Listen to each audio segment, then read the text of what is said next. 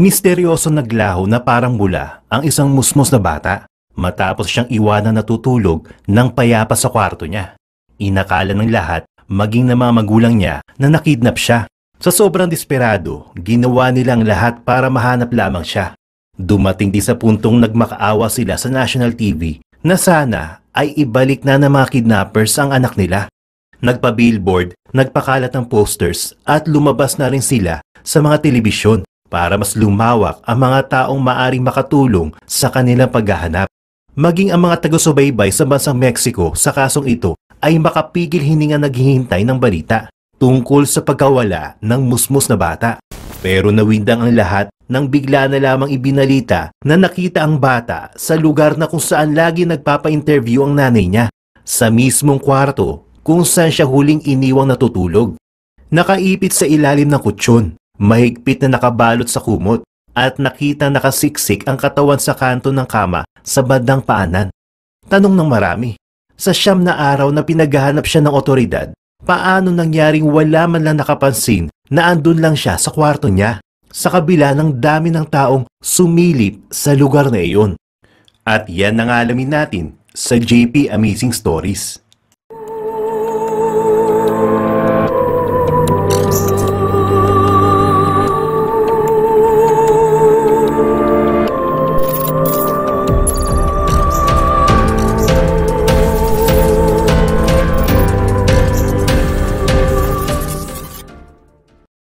Ang 4 na taong gulang ng bata na si Paulette Guevara Fara ay nanggaling sa isang maimpluwensya at mayamang pamilya sa bansang Mexico. Ang tatay niya si Mauricio Guevara ay nagtatrabaho sa real estate company, habang isang matagumpay na lawyer naman ang nanay niyang si Lizette Fara. Meron siyang kapatid na babae na mas matanda sa kanya na Lizette rin ang pangalan, 7 taong gulang naman. Nakatira sila sa isang mamahaling apartment. Premature siya nang ipinanganak, kaya hindi na-develop ng maayos ang paglalakad niya maging ang kanyang pananalita. Parang nanatili siyang sanggol kahit patuloy siyang umiidad habang lumilipas ang panahon.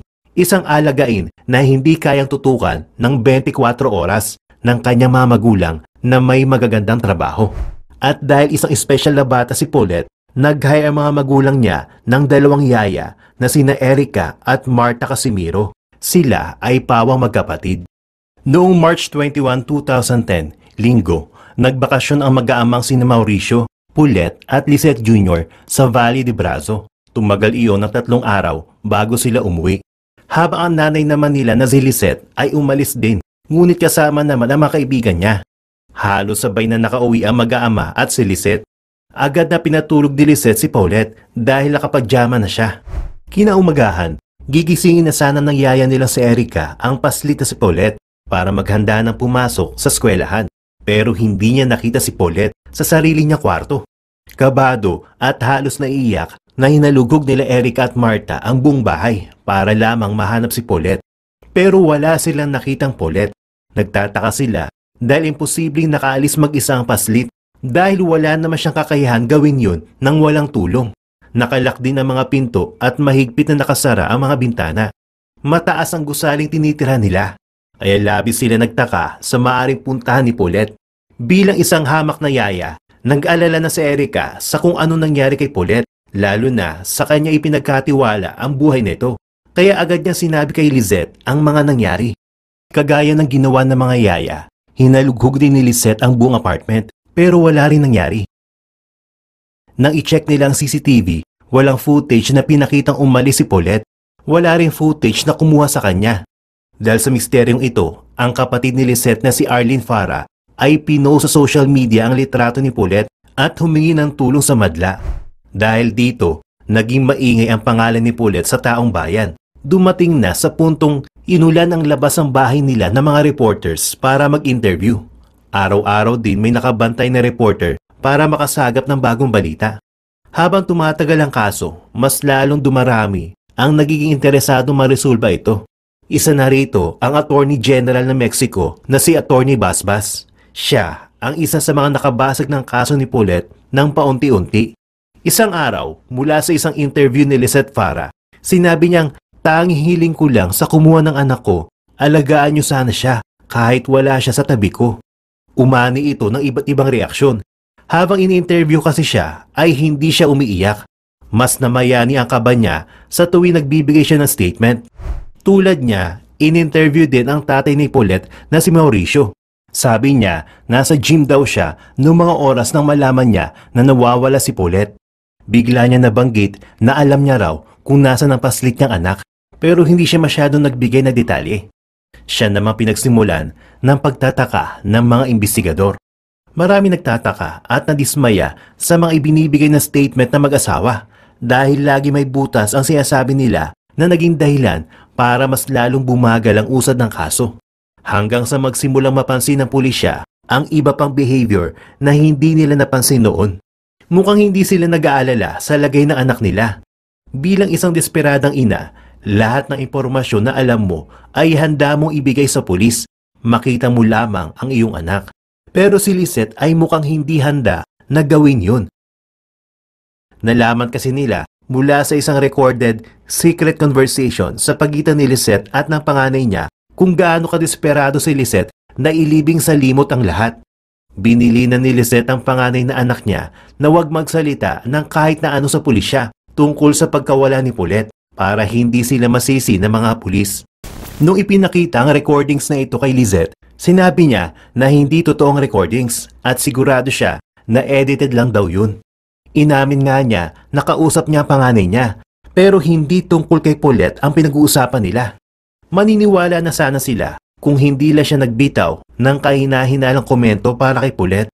Nagbiro siya na baka kaya hindi nila makita si Paulette ay dahil nakidnap na siya ng mga aliens o di kaya naman ay kinuha ni Harry Potter. Pero ang pinakamalalang komento niya ay eto. Sabi niya, kahit hindi ko na makita pa ulit si Paulette, ayos lang kasi may isa pa naman akong anak. Masasabi ba na isang nanay yun sa kanya mga anak? Noong March 30, 2010, si Lizette at Mauricio ay naimbitahan sa police station para questionin. Sila ay napasa ilalim sa isang house arrest habang umaandar pa rin ang kaso ng sarili nilang anak. Inilipat sila sa hotel habang inaaral lahat ng sinagot nila sa investigador. Sa kabila ng desperadong hiling na matagpuan si Paulette, wala naging handa nang umalingasaw ang mabahong amoy sa buong apartment. Noong March 31, 2010, alas 2 ng umaga, ang tatlong forensic investigator ay nagpasyang pumasok sa kwarto ni Paulette upang muling haluguin ang kwarto niya sa professional na paraan. Pero kahit hindi pa nahanap si Paulette, ang isa sa mga taong nag-record noon ay 2 beses binanggit na binugbog si Paulette hanggang sa malagutan ng hininga kahit hindi pa siya nakikita. Maya-maya pa, habang tinatanggal ang kumot ni Paulette ay lumantad ang 2 malalaking marka ng dugo. Dahil dito, katulong ang isa pang investigador, unti-unti nilang inangat ang kutsyon ni Paulette. Doon ay lumantad ang karumal-dumal na itsura ng paslit na nakatago sa ilalim ng mismong kama niya. Nasa paan ng bahagi ng kama, nakasiksik ang walang buhay na katawan ni Paulette, habang ang kalahating parte ng katawan niya ay nadaganan ng mabigat at makapal niyang kama. Ang kalahati naman ay nabalot ng makapal na comforter niya. Sa mga oras na ito, hindi pa rin malinaw kung dito nga ba namatay ang paslit o kung nilipat na lang siya ng mga totoong salarin sa pagkamatay niya. Ang sagot sa tanong ng lahat na kung nasa si Paulette ay nasagot na. Pero imbis na matahimik ay mas dumami pa ang katanungan nila. Natuklasan man nila kung nasan ba talaga si Paulette, hindi pa rin ito sapat para mapayapa ang utak ng lahat. Inilabas sa media at publiko ng mga investigators ang footage noong mga oras na nahanap nila ang katawan ni Paulette. Pero gayon pa man, nagtataka pa rin ang taong bayan kung isa ba talaga itong lehitimong impormasyon. Nagtataka sila doon sa investigador na dinidiing nabugbog si Paulette sa namatay. Dahil noong mga oras na yun ay hindi pa rin nila natatagpuan ng paslit. Paano nila nalaman kung saang parte ng bahay sila maghahalughog? Isa pang bagay, wala ni isa sa mga nasa video ang nagulat nang mahanap si Paulette. Patuloy lang sila sa pagkuha ng video habang ipinapaliwanag ang mga ginagawa nila na para ba nagbabasa na lang sila ng script. Nagmistula silang robot sa lagay na yon. Kapansin-pansin din nakakaiba ang napiling oras ng mga investigador para halugugin ang bahay. Kadalasan kasi ay umaga nila ginagawa yon, kaya mas tumaas ang hinala ng madla. Sinagot ng pulisya ang mga tanong na ito. Isa lang daw kasing reenactment ang ginawa nilang video. Ayon kay Alberto Basbas, ang pagkamatay ni Pulet ay diniklarang homicide. Ang pangunahing suspect ay walang iba kung hindi ang sarili niyang ina na si Lizette. Bukod sa kanya ay inibisigahan din ang mga malalapit sa pamilya nila. Noong April 3, 2010, opisyal na kinasuhan si Lizette sa korte. Isa sa pinag-aralan ng psychiatrist ay ang behavior niya.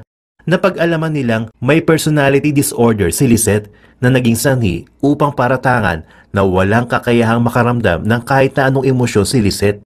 Ayon sa psychiatrist niya, si Lizette ay matalinong abogado pero walang emosyong lumalabas sa kanya. Mas lalo naguluhan ng lahat nang biglang baguhin ni Attorney Basbas ang inilabas niyang statement tungkol sa sanhi ng pagkamatay ni Pulet. Mula sa homicide ay naging accidental death ang resulta ng autopsy dahil sa asphyxia. Naharangan kasi nito ang daluyan ng paghinga ni Pulet. Natuklasan nila na natutulog siya may orthopedic cloth sa bibig para hindi siya makatulog ng nakanganga.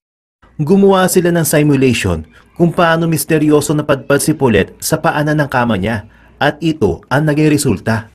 Sa paanang bahagi kasi ng kamay ni Pulet ay may maliit na espasyong kasyang-kasya ang murang katawan niya. Kumuha ang detective ng isang bata na maaaring magsadula sa posibleng nangyari nung gabing iyon. Pinaniwalaan na gumulong si Pulet habang natutulog nang nakakumot hanggang sa nalaglag siya sa paanang bahagi ng kama niya. Naunang matrap ang ulo niya dahilan para mas mahirapan siya makatayo at makaalis sa pagkakaipit. Dahil dito, pinaniwalaan na suffocate si Pulet at doon ay tuluyan na siyang binawian ng buhay. Sa ginawang autopsy, walang nahanap na toxic substance sa katawan ng bata. Wala ring signs ng physical injuries. Hindi rin napatunayan na nagalaw ang katawan niya simula nang namatay siya. Kaya ang huling statement ng imbestigasyon sa pagkamatay ni Pulet ay accidental death at ang katawan niya ay nandun lang sa ilalim ng kama niya mula na maideklarang missing si Pulet. Pinaliwanag din ng pulisya kung bakit hindi kaagad nangamoy ang bangkay ng paslit kahit 9 na araw na siyang nandoon. Makapal kasi ang kumot na bumalot sa katawan ng bata at dahil masyadong kulob yun, nakakulong lang ang masangsang na amoy sa mismong kumot niya ng ilang araw. Ayon sa mga yaya ni Pulet, maging sila ay hindi tanggap ang cause of death ni Pulet dahil sila mismo ay isa sa mga naghalughog ng kwarto ni Pulet. Halos baliktarin na raw nila ang buong apartment pero wala silang nahanap. Maging ang ilalim ng kama ay tinignan nila pero wala rin silang nakita doon. Ayon kay Erica, kung totoo man ang cause of death, umpisa pa lang ay malalaman nila yon dahil maraming tao ang bumibisita sa kwarto ni Pulet. Araw-araw nilang inaayos ang kama pero wala naman sila nakitang kahina-hinala o nakaumbok sa paanan ng kama. Ilang beses din daw nila tinanggal ang makapal na kumot para ayusin pero wala sila nakita. Isa pang bagay na nakakabahala sa mga nangyari ay noong mapag-alaman ng otoridad na habang missing pa si Pulet, nakuha pang matulog ng kaibigan ni Lizette na si Amanda sa mismong kwarto ng paslit. Habang natutulog daw doon si Amanda, araw-araw na inaayos ang kama. Inangat rin daw niya ang kumot na sinasabing nakapulupot sa kama ni Pulet. Walang bloodstains ang natagpuan doon. Lahat ng mga kinahinalang detalye ay hindi pinansin ng forensic investigators at nanatiling aksidente ang cause of death ni Pulet. Dahil dito, naging malinis ang pangalan ni Lizette, Mauricio at ng mga yaya. Gayunpaman, dahil ito ay isang napakabigat na sitwasyon para sa mag-asawang Mauricio at Lizette, unti-unti ring nasira ang pagsasama nila. Nagsimula silang akusahan ang isa't isa ng lantaran sa bawat interview na pinapaunlakan nila. May isang beses pang sinabi ni Mauricio na ang pagkamatay ng anak nila ay hindi aksidente at hindi niya kaya pagkatiwalaan ng buo ang asawa niya. Pero pinagkatiwala niya na lang sa otoridad ang magiging resulta ng imbestigasyon. Kinomprontan ng mga reporter si Lizette. Mangiyak-iyak siyang sumagot na siya ay inosente at nasasaktan dahil sa paghihinala ng asawa niya sa kanya. Dahil daw sa mga akusasyon na madla sa kanila ay para na paglaruan ang utak nilang isipan na magsama ang isa't isa. Ay para na paglaruan ang utak nilang mag-asawa.